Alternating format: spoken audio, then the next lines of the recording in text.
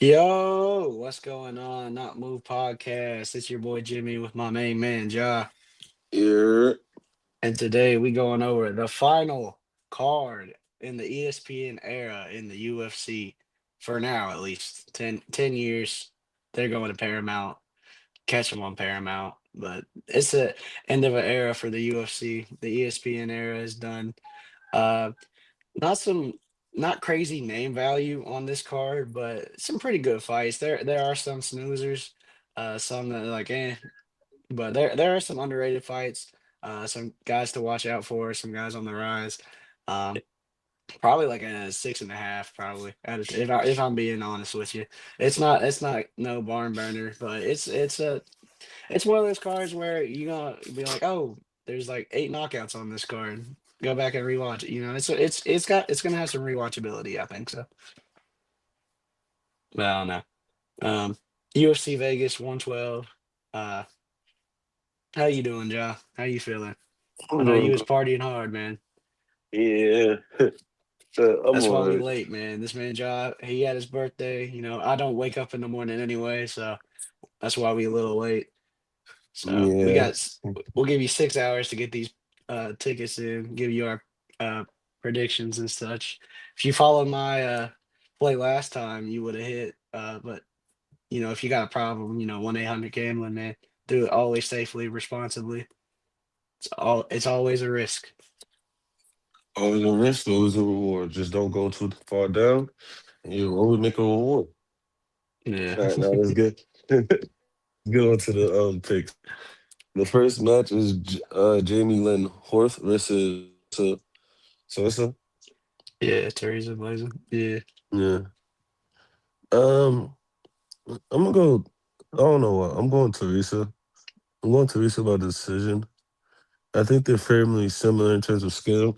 I don't think one is exponentially better than the other in terms of grappling or on the feet. So I would just say it's a toss up, honestly, and I think Tressa wins. Yeah, I'm with you. I'm on Teresa here too. She's been out of the game for a while. She had a really bad staph infection. That's why you hadn't seen her like in a year plus. So like the staph went from her. She had one in her, like in her finger, and then it went to her knee. But I mean, back when she was on the scene, she fought a very good fight against Natalia Silva, who is in line to fight Shevchenko. I think they're on the short list. So and she gave her a good fight. I think Jamie Lynn Horth is just kind of mid. So I think Blake can get by. I'm going with Teresa as well, but probably by decision or maybe submission late. I don't know, but it's Oh, always late a toss up submission. with these women's fights. So I'll lean more towards the decision. Yeah, I'm not even gonna get started on that on the women.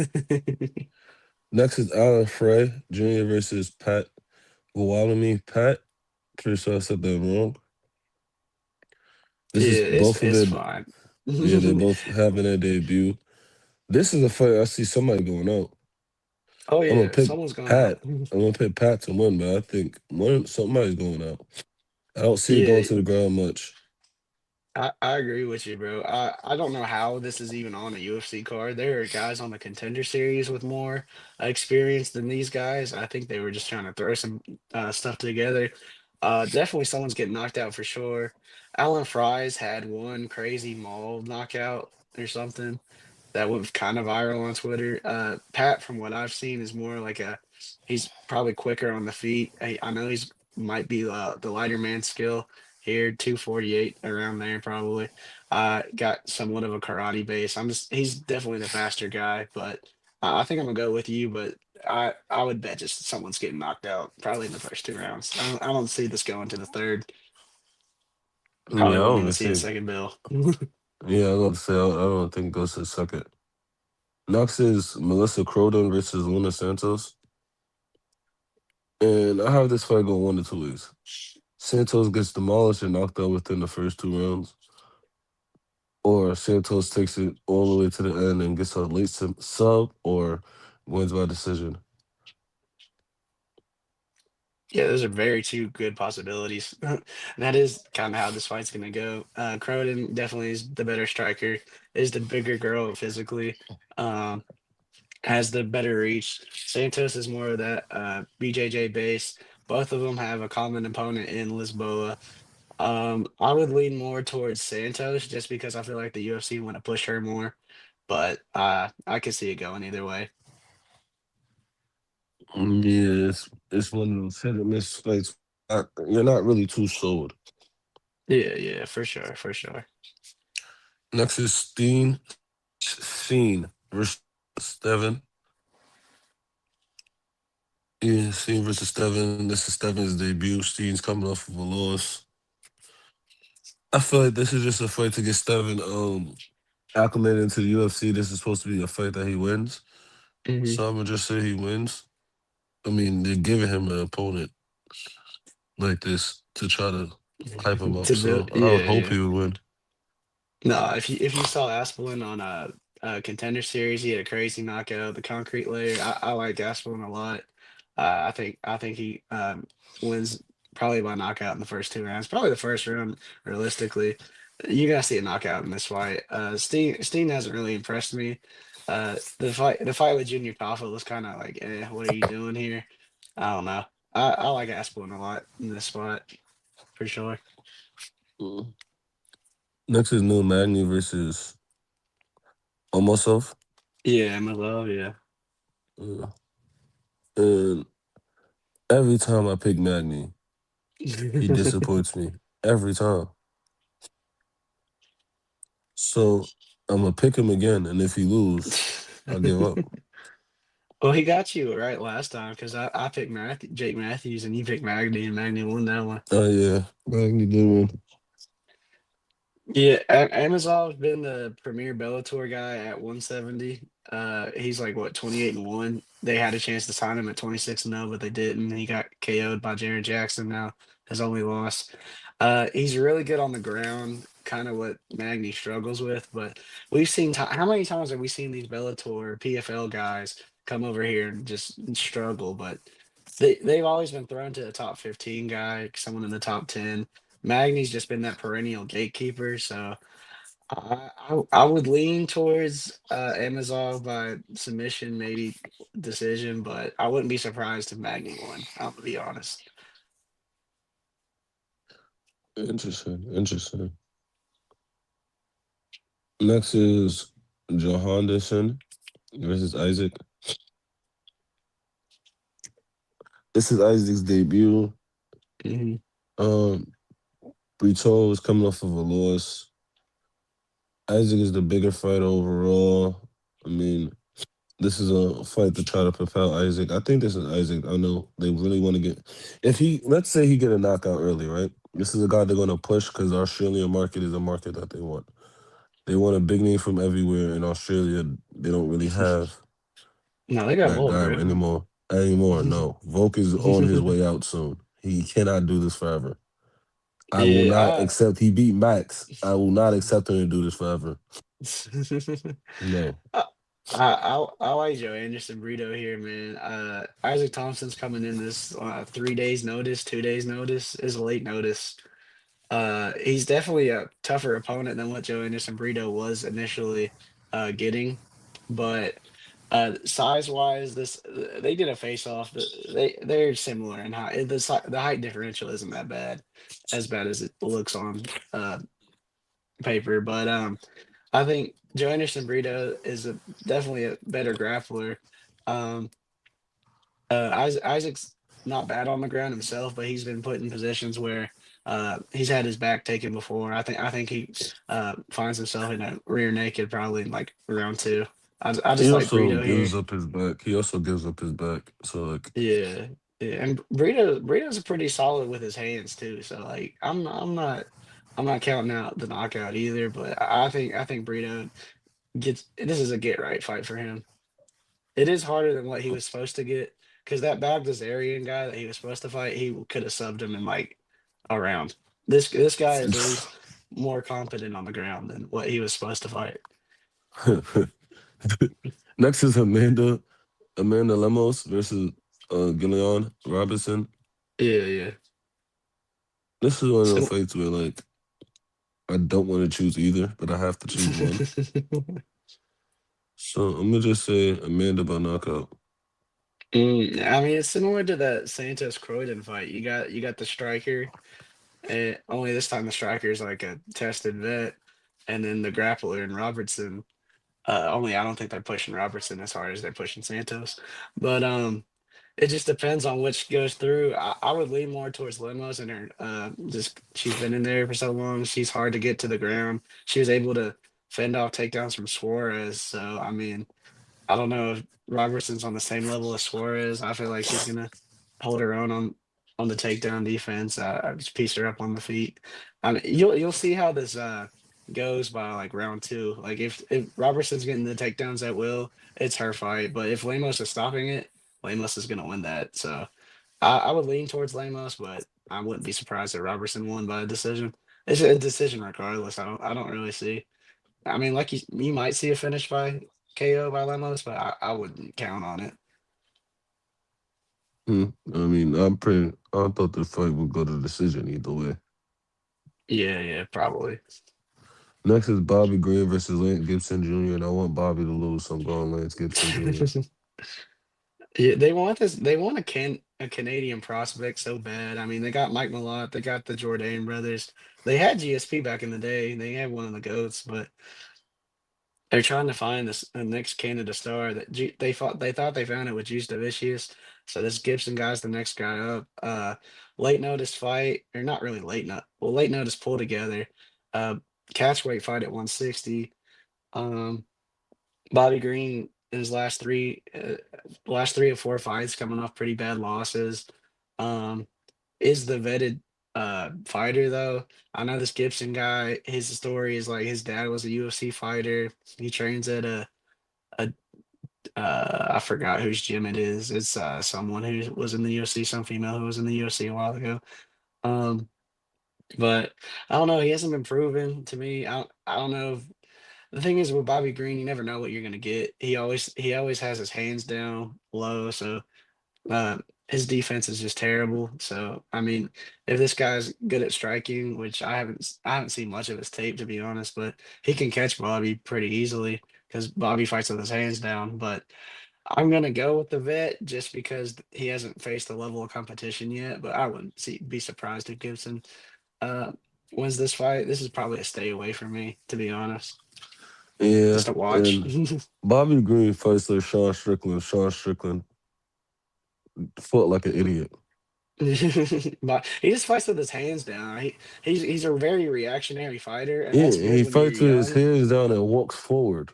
Yeah, like that's good when you're young, but Bobby's like 37, 38, 39, somewhere up there. Like, So the problem isn't that he fights with his hand down, because even though that is a problem, but if you have distance and if you're fighting with distance and range and everything, like Anderson used to do, it's fine. yeah. But if you're He's walking yeah, into, he walks forward. Yeah, he walks forward with his hands down. It's not smart. I agree with you. I get what you're you're just walking into punches and then expecting not to go to saying. sleep, and then when you go to sleep, you're surprised. I didn't think that was gonna happen. I Yeah, I did. mean, if this Gibson guy has a high kick whatsoever, Bobby might be cooked. I refuse to call him King Green, by the way. Like Oh you're no, no, Bobby Green, I bro. wasn't calling him king. It Yeah, says it, bro. but I wasn't saying it. First thing I did, I seen King, looked at the face. I said, "Oh, that's Bobby." That's Bobby. Yeah, I'm not calling you that. I'm sorry. Next is Kennedy versus Marcus. hmm This is a heavyweight bout. Nothing special about the heavyweights at all, aside from Tom Aspinall. Um, pick Kennedy, but this is honestly a. I'll say this one is a stay away fight as well.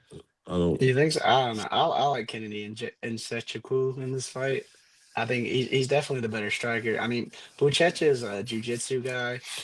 He struggled with Boudet, but I mean, he struggled with Boudet because Boudet's very round. When you get a guy as large as Boudet, trying to grapple him just ain't gonna work. But I mean, and Jetchiku's a little bit smaller, but I think he's definitely got the speed advantage. He got the hands advantage. All the fights starting the feet. I wouldn't see this going out of the second round. To be honest, I feel like I mean as long as Kennedy can survive the initial like take like have a good takedown defense, manage at range for a little bit on the first round, he's gonna catch him eventually. Like Buchecha ain't nothing special, man. Kennedy's got the power. He's got the lighter man skill. Definitely the faster, stronger fighter. So I'm going with Kennedy. It's one of my confident picks, honestly. Yeah. Really? Yeah, I don't like Buchecha at all. I think he's bad. I think Bobby's bad, but I'm not an MMA Yeah, fighter. Bobby is bad. You're not wrong. You're not wrong. Asplin's another one of those confident picks, by the way. Asplin by KO in round one or two. That's a fire pick. And the next is Costa versus Morgan. Honestly, I'm gonna go with the French from Morgan. I like Melquizelle Costa, bro. I'm gonna be real. Morgan has more ways to win. He's definitely the stronger fighter, like strength wise, power wise, but he's got 11 losses. So that means he's been figured out how to lose 11 times. Melquisel's very technical, and I feel like he's been in fights against guys who I think would beat Morgan, to be honest. But I know that's MMA math, but I don't know, man. I really like Melquisel. I know they're trying. I know they want to build up that Mexican fan base. And I like how his fighting style. He's a good technical striker. He's plus kind of in your face a little bit. Kind of worried about that whenever because Morgan has the power advantage, but I feel like if this gets to the ground, Malquizzel can hold his own. You know, but I don't know. This is a good fight. This could go either way, but I'm only Malquizzel just because he's one of my guys, man. I got to ride with my dog. And also because Cozell is Brazilian, not Oh, Mexican. he's Brazilian. Oh shoot, Mm. my The fault. next is But he's still is he? I don't know. He might be. I don't know. well, he probably could be mixed because if you look at him, I don't know. Anyway, next is Cesar Almeida versus Caesar Jacek. yeah, yep, This is a firefight. yeah. I don't know. I Uh, believe you can do it, John. Make the right pick. the thing is though, I'm gonna go on Almeida. I'm trying to talk Mm, myself out of doing it because I feel like there's a bigger chance that he may lose than there is he may win. But I don't know. I'm gonna just go Almeida. nah, bro, you made the wrong choice. Caesariola Jacek, bro. KO. Easy. Well, any way he wants it, really. I think this guy's got the power in his strikes. I mean, Cesar Almeida is a very talented kickboxer. This is going to be a good fight on the feet, but I think Cesare has the power advantage for sure. And if he wants to take this to the ground, he's definitely got the ground game advantage. He's been training with the fighting nerds. He's a Michael Olajaychik's older brother. You know, the Polish guy trains in Brazil. Mhm. He's got it both ways. I think he got it whichever way he wants it. Probably I just got him by finish. Mhm. The co-main is Giga versus Kevin. Gagi. What up? I think I got it the Giga, first time. is all right. You're good, Versus bro. Kevin. I mean, Giga is coming off of a loss. Probably pretty much don't mean anything, depending on how. But I think they're putting Kevin in the spot because they want him in the top 15 and they want him to be able to challenge for the title at featherweight very quickly. I think this is just a not a toss-up fight, but a tune-up fight for the rank to see where he. They want to see where he marks in the ranks. They don't want to put him up against somebody higher and he folds. This is a perfect spot. I think Kevin wins, but this is just like a measure stick on how good he actually is. I completely agree with you, bro. I think Kevin's gonna win this fight. Giga's getting old. He's 37. Vallejos has only lost is Gene Silva on the Contender Series, and that was a long time ago. But he still gave him a freaking really good fight. Vallejos is gonna put pressure on him, so to kind of mitigate that reach advantage that Giga has. And when Giga has the pressure on him, he's not gonna be able to kick him because that's really his best thing is like the Giga kick, the whole body kick, body kick. You ain't gonna be able to body kick when homeboys right in your face, right in your grill, putting the pressure boxing on you. And then like he could get it to the ground, like he'll take him down too, and he's better on the ground than Giga is. So I think he's the overall better fighter, and I agree. This is a measuring stick of where he's going to land in the top 15. The top 15 for featherweight is loaded, by the way. So he's going to make his mark, join the pack, and he's going to try to climb that featherweight ladder of that Yeah, gauntlet. Because there's some tough fights in that for him. But yeah. I'm with you. I'm on Vallejos here too. Probably decision, but I would lean Vallejo's decision just because Giga hasn't been put out by anybody. I trust his chin, so I would say Vallejo's Yeah, I decision. don't see him being knocked out. At Yeah. 37, if I'm not mistaken, he has never been knocked out, right? He might have been like a while ago. It's been a very long time. If he has, Mm. I can't remember off the top of my head. Next is Brandon Royale versus Manel Carpi.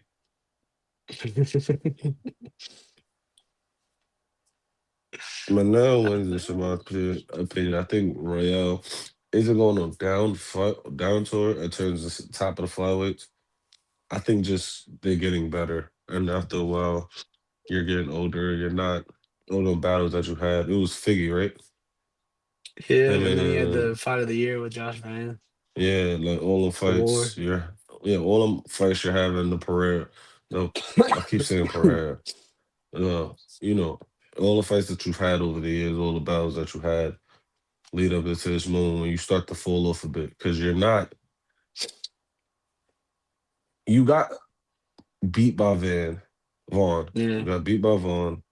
So to get a title shot, you're two fights away. yeah, Even if you win this, you still have to win another top three guy to top yeah, five guy to convince that you win a title shot. for sure.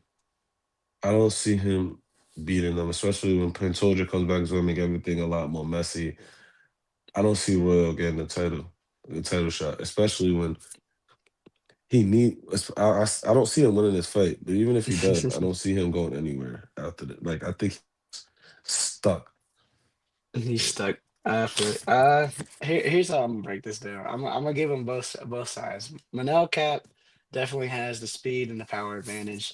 He's a good counter grappler. He's not really the best straight on grappler, but I mean when it's counter grappling, he's really really good. He did that. He showed that in the Muhammad Makaya fight. Um, but still, man, this guy he struggled with Felipe Dos Santos, who's a tall, rangy striker like Royval. Only Royval is 10 times like 10 times the fighter that Felipe Dos Santos is. And I feel like everyone's just counting out Royval, man. Earlier, like he's had that Josh Van fight where he's used to fighting the smaller guy. He's not bad on the ground. He's not a slouch on the ground. He's got good hands. I feel like at plus 200, um, I feel like I'm probably gonna play him just because I could see it's gonna be a decision, and Royval will always fight for your money. He'll make it close regardless. He's not gonna get chinned. I don't think so. I'm going Royval just purely on the bait. Like he's gonna be in there. He's gonna keep it close. And it's going to come down to the judges' scorecards, and it depends on which way they see it. So I'm just going for a Royval decision. I can see it going either way, but I lean more towards the Royval side here.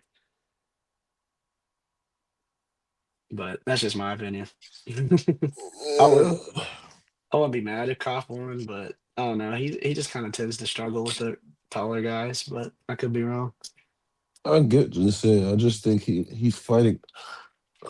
You see it a lot of times when guys are fighting for more, they get up more. As in, like, I don't think he's the better Yeah, yeah. fighter, but I think Koff's he been has at more this to point where lose. he's been one fight away forever, bro. Like it's actually bad. Koff should like he lost to Pantoja, then he's battled his way back, and then I don't know. He's been on and off, on and off. He got hurt. That's why he didn't fight Pantoja before. So I don't know. Cobb needs it a lot more than Royval does. Yeah, I and agree with he's you. closest, even though he's a lower ranking, he's closer to the title than Royale is. No, for sure, for sure. I agree with you there. So he's fighting for more because the way it's looking, Pantoja, there may be two fights before Pantoja comes back. I would say one probably. If it could be two, but I would say one. But we can talk Depending on about how Joshua didn't get hit, so he can honestly want to fight whenever.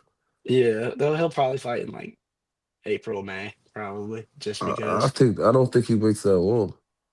I think that we can talk about this on the prediction episode. Yeah. Listen, we got see since we got a 6 week layoff here, folks. 6 week with no combat sports, crazy. Well, there's some PFL going on, I think, but 6 weeks with no UFC. What we're gonna do next week? We're gonna do an award show type thing. Fighter of the year, fight of the year, uh, guys to watch out for. Who we liked, what fights we like. Card of the year, that type of stuff. And then one of the weeks in January, we're gonna do a prediction. When we get a little bit more, I know we got a lot of the first quarter already, but they're gonna release some more fights as time goes on. So we're gonna do a preview of the year sometime in January before the first number card, before the Pimblett Gaethje card, just to give our predictions for the year and all that type of stuff. Thanks for rocking with us this whole time. Me and my man Jah, we've been at it, man, in the octagon, just studying these fights, man. But shout out to all the sponsors here. If you look at that QR code above my head, I think it's above my head, right? Yeah. It takes you to notmove-shop.fourthwall.com. That's what gets you to the merch. A-Train been working on the merch. Shout out JB. They got a New Jersey thing for Common. So if you're a Steelers fan, you're a Coach Common fan, get you a Coach Common jersey. They also, if you scroll down, it gets you to all the sponsors. MLB shop, NFL shop. Use promo code not moved. W Energy promo code not moved on there too. Help us out. 10%. Walmart as well. MyBookie.ag and BetUS. Always bet responsibly. 1-800 if you got a problem, 1-800 gambling. There's a gambling line. Um, if you want to throw money on this fight, me and Jog gave you some picks, what we like, what we don't like, you know. Uh, but always do it responsibly. Do it within your means. You don't got to do it if you don't want to do it. If you know. Make sure you like and subscribe. Check out the podcast. We got all types of stuff going on: football, basketball, hockey, wrestling. We got it all, man. Uh, and yeah, and thanks for rocking with us on this UFC pod, y'all. You got signing out for us? Hey man, this is Not Move Podcast. I appreciate everybody coming out here and just let that not moved out. Is there